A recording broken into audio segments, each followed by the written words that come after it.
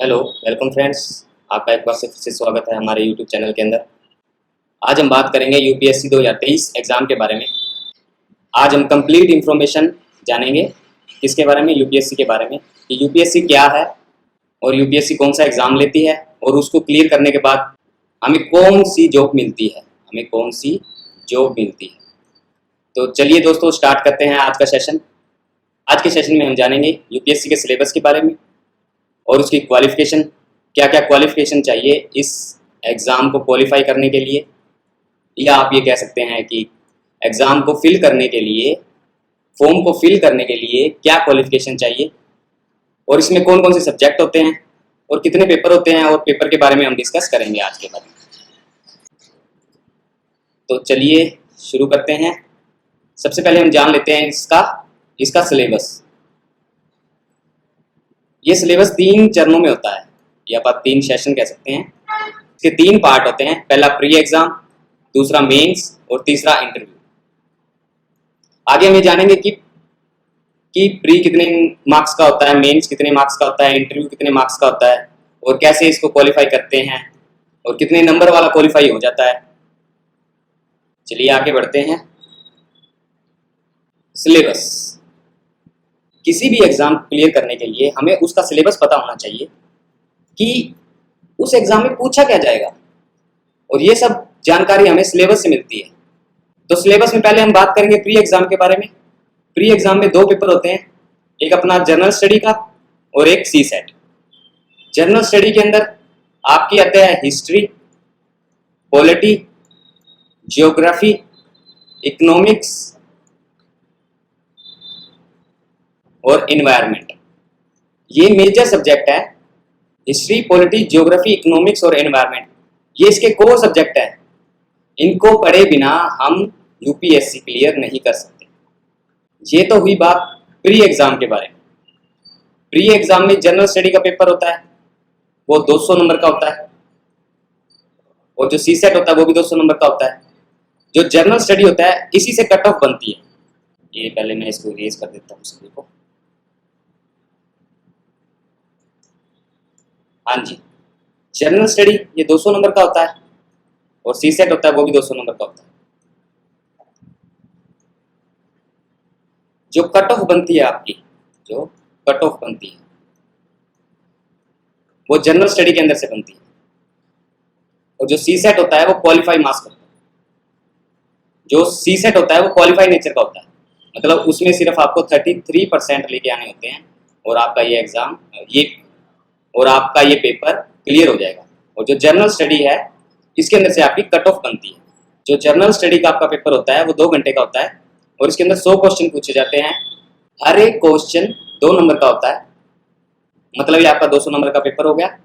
और इसके अंदर अगर आपका एक क्वेश्चन सही है तो आपको 2 नंबर मिल जाएंगे, और इसमें नेगेटिव मार्किंग भी है। नेगेटिव मार्किंग 1/3, मतलब अगर आपके 3 क्वेश्चन गलत तो आपका जो एक सही है वो भी गलत हो जाएगा। इसलिए इसको ध्यान से करना चाहिए। चलिए बढ़ते हैं अगले स्टेप की ओर। जो आपका मेंस पेपर होता है, मेंस में आपके जो पेपर होते हैं वो लगभग 9 पेपर होते हैं। 9 पेपर, 1 इंटरव्यू। उनके अंदर से 2 पेपर होते हैं जो आपके कंपलसरी पेपर होते हैं, जिनको लैंग्वेज पेपर भी कहा जाता है। एक तो इंग्लिश, ये कंपलसरी पेपर है, ये तो कंपलसरी है, और दूसरा हिंदी। ये मैंने यहाँ हिंदी लिख रखा है, लेकिन जो भारत की अनुसूची के अंदर 22 भाषाएं हैं ना, उन 22 भाषाओं के अंदर से आप कोई भी सेकंड लैंग्वेज चूज कर सकते हैं। उन 22 भाषाओं के अंदर से आप अपनी कोई भी लैंग्वेज सेलेक्ट कर सकते हैं। वो गुजराती हो सकती है, बंगाली, मलयालम, जो भी जिस भी स्टेट के आप रहने वाले हैं या जिसमें आप कंफर्टेबल हैं वो लैंग्वेज आप ले सकते हैं। ये क्वालिफाई नेचर के होते हैं। इनमें भी आपको 33% लेके आने होते हैं, और इनके नंबर आपके फाइनल कट ऑफ में, आपके फाइनल नंबर में नहीं जुड़ते। ये सिर्फ क्वालिफाई नेचर के होते हैं, मतलब इनको क्वालिफाई करना कंपलसरी है। अगर ये क्वालिफाई नहीं होंगे आपके, तो आपके आगे वाले जो भी आप पेपर दोगे, जो भी जीएस के पेपर होते हैं, उनकी आपकी कॉपी चेक नहीं हुई। जीएस के बारे में हम आगे डिस्कस करेंगे। जीएस के कितने पेपर होते हैं, कौन से पेपर होते हैं, उनमें क्या क्या होता है, लेकिन ये जो 2 पेपर हैं ये आपको क्वालिफाई करने जरूरी है। चलिए बढ़ते हैं आगे। ये देखिए जीएस पेपर, जीएस पेपर में पहला होता है आपका ऐसे का पेपर, ऐसे यानी निबंध।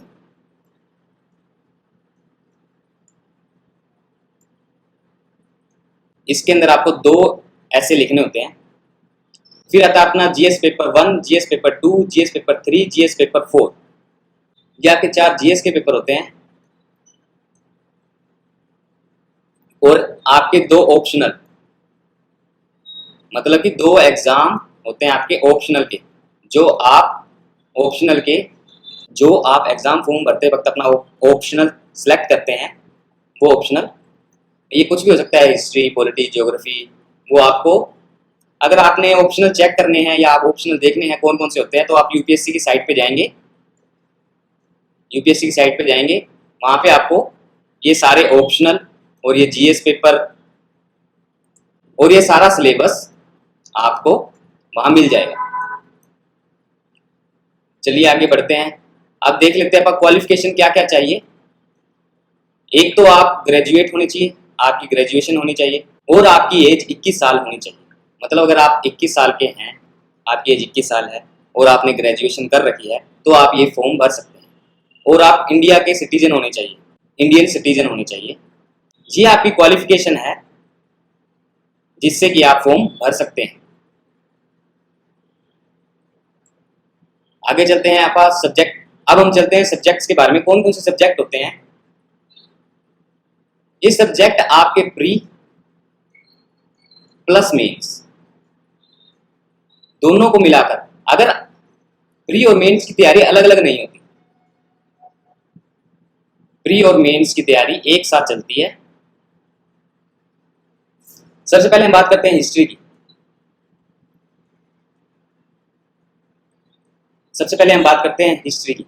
हिस्ट्री सब्जेक्ट, हिस्ट्री मॉडर्न, यहाँ पर मॉडर्न लिखा हुआ, लेकिन हिस्ट्री के 3 पार्ट होते हैं, अगर आपको पता हो तो। एंशिएंट, मेडिवल और मॉडर्न। हिस्ट्री के ये 3 पार्ट होते हैं। ये तीनों ही जरूरी है जीएस पेपर के लिए और आपके प्री के लिए। हिस्ट्री में कौन कौन से सब्जेक्ट आते हैं। मॉडर्न हिस्ट्री होगी, वर्ल्ड हिस्ट्री होगी, मतलब कि एक तो इंडियन हिस्ट्री और वर्ल्ड हिस्ट्री, ये दोनों ही पढ़नी पड़ेगी आपको यूपीएससी क्लियर करने के लिए। यूपीएससी क्लियर करने के लिए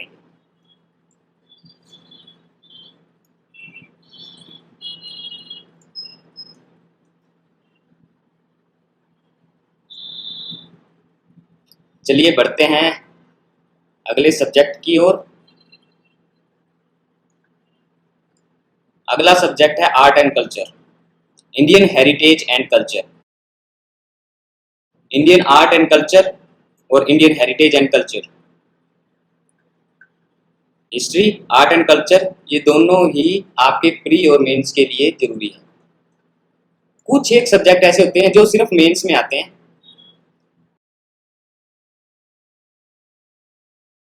कुछ एक है जो मेंस और प्री दोनों के लिए जरूरी है। इसलिए जो आपका हिस्ट्री हो गया और आर्ट एंड कल्चर, ये दोनों आपके प्री और मेंस दोनों के लिए ही जरूरी है। आगे बढ़ते हैं। Geography, human geography, world geography, ये तो आपको पता ही है। ज्योग्राफी, टोटल ज्योग्राफी, इंडिया की ज्योग्राफी भी और वर्ल्ड की ज्योग्राफी भी, दोनों ही इंपॉर्टेंट है। ये भी प्री और मेंस के लिए, प्री प्लस मेंस, ये दोनों। चौथा सब्जेक्ट है आपका सोसाइटी यानी समाज, इसको समाज शास्त्र बोलते हैं।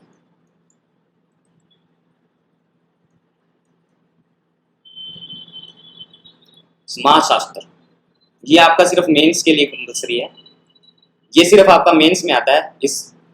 इसमें प्री में इससे कोई क्वेश्चन नहीं पूछे जाते, लेकिन जो आपका history, art and culture, geography और पॉलिटी, ये आपके ऐसे सब्जेक्ट हैं। एनवायरनमेंट, इकोनॉमिक्स, ये आपके सब्जेक्ट, ये सब्जेक्ट आपके प्री और मेंस दोनों के लिए जरूरी होते हैं।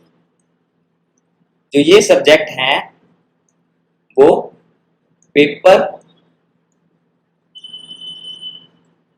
फर्स्ट के लिए, यानी जीएस पेपर फर्स्ट के लिए। चलिए आगे बढ़ते हैं, हम देखते हैं जीएस पेपर 2 के लिए। जीएस पेपर टू में क्या क्या आता है? Polity, governance, social justice, international relation. देखिए, जो आपका पॉलिटी है ये आपका प्री और मेंस के लिए है, और जो ये आपके 3 सब्जेक्ट हैं ये आपके ओनली मेंस के लिए। कई बार 1-2 क्वेश्चन आ जाते हैं इंटरनेशनल रिलेशन से प्री में, लेकिन ये ज़्यादा इंपॉर्टेंट नहीं है। अगर आप करंट अफेयर प्रिपेयर कर रहे हो तो इंटरनेशनल रिलेशन के आप कुछ एक क्वेश्चन हल कर दोगे। चलिए बढ़ते हैं जीएस पेपर 3 के लिए। जीएस पेपर 3 के अंदर technology, economics development, biodiversity, environment, security, disaster management. इसके अंदर जो आपका इकोनॉमिक्स डेवलपमेंट है, इसके अंदर आपकी इकोनॉमिक्स, ये सभी सब्जेक्ट आपके मेंस से रिलेटेड है। जो इकोनॉमिक्स डेवलपमेंट है ये आपका प्री में भी आता है, प्री प्लस मेंस। चलिए बढ़ते हैं जीएस पेपर 4 के लिए। जीएस पेपर 4 में एथिक, इंटीग्रिटी, एप्टीट्यूड, ये बड़ा ही मजेदार पेपर है। इसको पढ़ते वक्त आपको आनंद आएगा। ये सिर्फ और सिर्फ मेंस में आता है। जीएस पेपर 4 मेंस, ये सिर्फ आपका मेंस के लिए है। प्री में कोई भी क्वेश्चन नहीं आता इससे, कोई भी नहीं, तो इसको छोड़ सकते हैं आप। चलिए बढ़ते हैं आगे। ये पेपर्स देखिए, आपका जो प्री एग्जाम होता है, प्री पेपर होता है, वो कितने नंबर का होता है? 200 प्लस 200, यानी कि ये होता है आपका जनरल स्टडी का, और ये होता है आपका सी सेट का। जो जीएस होता है उसके अंदर आपकी कट ऑफ बनती है, और जो सी सेट है वो सिर्फ और सिर्फ क्वालिफाई नेचर का है।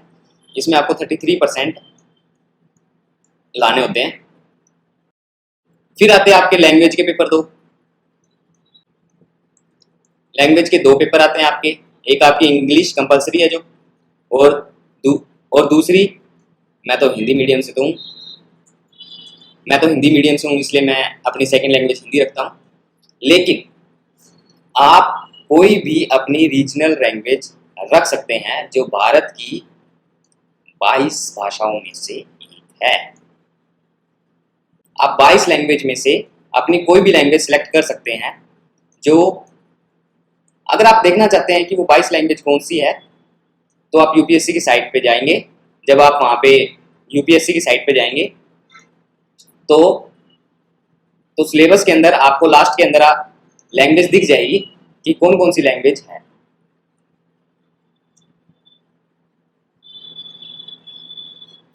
चलिए बढ़ते हैं आगे। ये थोड़ा सा मिटा दिया जाए, मिट जाओ। प्री पेपर हो गया। प्री के बाद आपके लैंग्वेज के पेपर हो गए। उसके बाद आपके शुरू होते हैं जीएस के पेपर। जीएस में जो आपका पहला पेपर होता है वो होता है आपका ऐसे निबंध का, जो 250 नंबर का होता है। और जो अपना मेन एग्जाम होता है, जो आपका मेंस एग्जाम होता है, ये मेन लिखा हुआ मेंस का एग्जाम होता है, वो 1000 नंबर का होता है। यानी जीएस के 4 पेपर, हर एक पेपर 250 नंबर का होता है। 250 × 4, हर एक पेपर 250 नंबर का होता है। और आपका ऑप्शनल, आपके 2 ऑप्शनल होते हैं, दोनों 250 नंबर के होते हैं, 250। और उसके बाद आता है आपका इंटरव्यू, 275 नंबर का।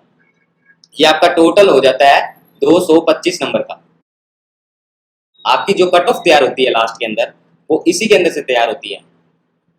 एक जो आपका ऐसे का पेपर हो गया, मेंस के एग्जाम हो गए 4, जीएस के, ऑप्शनल और इंटरव्यू, इन सबको मिला के आपकी कट ऑफ तैयार होती है। उसके अकॉर्डिंग आपका रैंक डिसाइड होता है। उससे आपका रैंक डिसाइड होता है कि आपको कौन सी सर्विस अलॉट की जाएगी। बात करते हैं यूपीएससी क्लियर करने के बाद। हमें कौन सी जॉब मिलती है। वैसे आप सबको पता ही होगा कि हर एक का सपना होता है आईएएस बनने का, और आईएएस बनने का सपना जो साकार करती है वो है यूपीएससी। यूपीएससी आपके आईएएस बनने का सपना साकार करती है। कई लोग होंगे जो आईपीएस बनना चाहते होंगे, आईआरएस बनना चाहते होंगे। ये सभी एग्जाम यूपीएससी कंडक्ट करवाती है, और ये पेपर हर साल होता है। हर साल यूपीएससी एग्जाम कंडक्ट कराती है, और इसमें लगभग 1000 बच्चों का सिलेक्शन होता है। आप सोच रहे हो 1000 बच्चे सिलेक्ट होते हैं, लेकिन इस एग्जाम में 10 लाख से ज्यादा लोग फॉर्म भरते हैं। अब आप ये सोच रहे होगे 10 लाख लोग, अब आप ये सोच रहे होगे कि 10 लाख लोग फॉर्म भरते हैं तो हमारा नंबर तो आएगा नहीं।